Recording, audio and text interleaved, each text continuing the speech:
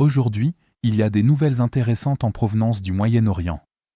Ici, le pire cauchemar de l'Iran s'est réalisé, car l'Ukraine a annoncé sa volonté d'entrer en guerre et d'aider ses alliés occidentaux. Avec déjà 50 000 drones iraniens détruits sur son propre sol, l'Ukraine s'apprête désormais à affronter directement l'arme la plus dangereuse contre Téhéran, son expérience. Récemment, le président Volodymyr Zelensky a proposé d'envoyer les meilleurs spécialistes ukrainiens de l'interception de drones dans les pays du Golfe, qui font actuellement face à des attaques constantes de drones Shahed iraniens, en échange d'une pression sur la Russie. Aucun pays ne connaît mieux ces systèmes que l'Ukraine, car depuis 2022, des dizaines de milliers de drones conçus par l'Iran se sont abattus sur les villes, les centrales électriques et les cibles militaires ukrainiennes.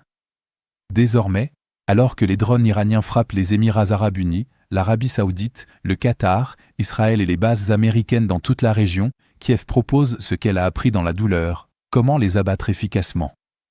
Même le Premier ministre britannique Keir Starmer a confirmé que des experts ukrainiens aideraient les alliés du Golfe en leur fournissant des conseils pour contrer les drones iraniens, avec un savoir-faire forgé sur le champ de bataille après 4 années d'attaques russes continues et massives.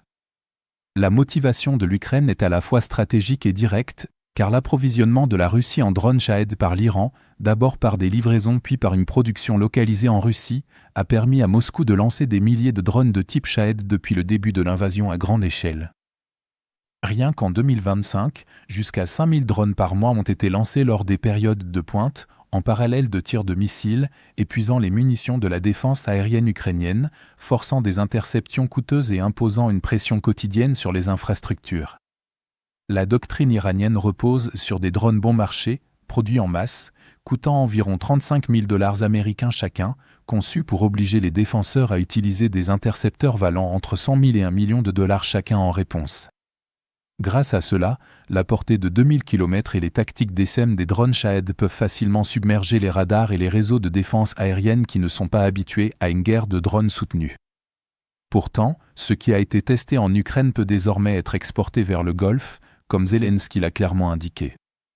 Si les dirigeants du Golfe utilisent leurs relations avec la Russie pour obtenir un cessez-le-feu en Ukraine, Kiev serait même prête à déployer ses propres opérateurs expérimentés en interception de drones sur le terrain pour aider à protéger les civils au Moyen-Orient. L'offre est stratégique, et si la pression sur l'Ukraine diminue, le pays aidera à neutraliser l'outil asymétrique de l'Iran ailleurs. En dehors de l'aide des États du Golfe dans les négociations, aider à intercepter les drones iraniens à l'étranger affaiblit directement la machine de guerre russe. L'Ukraine a atteint un taux d'interception d'environ 90% grâce à ses défenses en couche, combinant l'alerte radar, des réseaux de détection acoustique, le brouillage par guerre électronique, des équipes mobiles de mitrailleuses, des MANPAD de plus en plus, des drones intercepteurs à bas coût, le tout intégré dans un réseau remarquablement solide.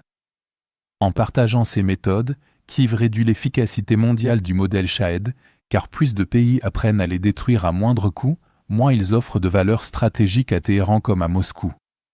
Pour l'Iran, c'est un scénario cauchemardesque, car l'Ukraine possède une expérience inégalée du combat à grande échelle contre les Shahed et des méthodes éprouvées et économiques qui évitent de gaspiller des missiles de grande valeur sur des drones bon marché.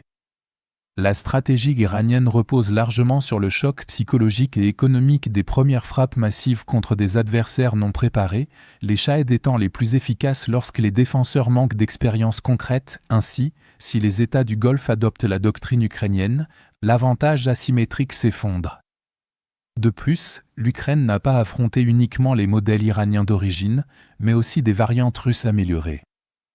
Alors que les drones Shahed iraniens volent à environ 185 km/h, les variantes russes à réaction atteindraient jusqu'à 500 km/h.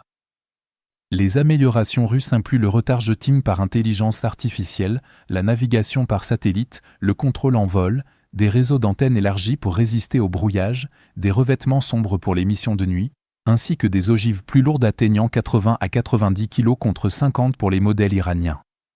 Par exemple, des débris de Shahed iraniens récemment retrouvés à Chypre n'avaient que 4 antennes, alors que les variantes russes en intègrent souvent jusqu'à 8 pour contrer la guerre électronique. Pourtant, l'Ukraine a abattu plus de 57 000 de ces drones depuis 2022, y compris les versions russes les plus avancées. Globalement, en exportant son expertise anti-drone, l'Ukraine atteint 2 objectifs à la fois.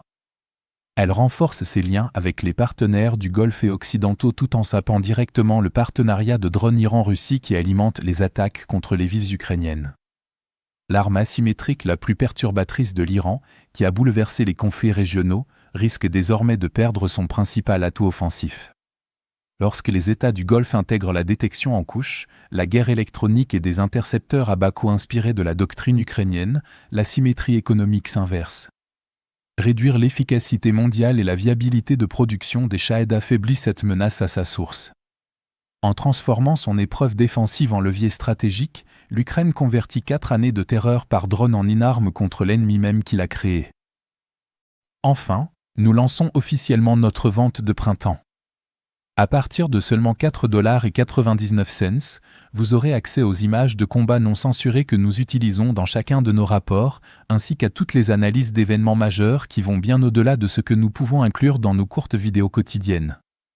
Troisièmement, vous débloquerez notre outil Timeline Builder, le tout premier système au monde alimenté par l'intelligence artificielle, conçu pour relier les informations en temps réel. Quatrièmement, et c'est le plus important, vous aurez accès à nos outils avancés d'analyse de l'actualité qui vous offriront une vision complète du cycle de l'information, des analyses détaillées du sentiment des articles et des tendances pour révéler les thèmes et événements les plus importants. Et enfin, vous recevrez toutes nos mises à jour stratégiques exclusives sur la guerre en Ukraine. Si vous souhaitiez soutenir nos efforts mais n'en aviez pas encore eu l'occasion, c'est le moment idéal pour vous lancer et faire une vraie différence. Alors, consultez le lien dans la description pour devenir membre exclusif de notre communauté.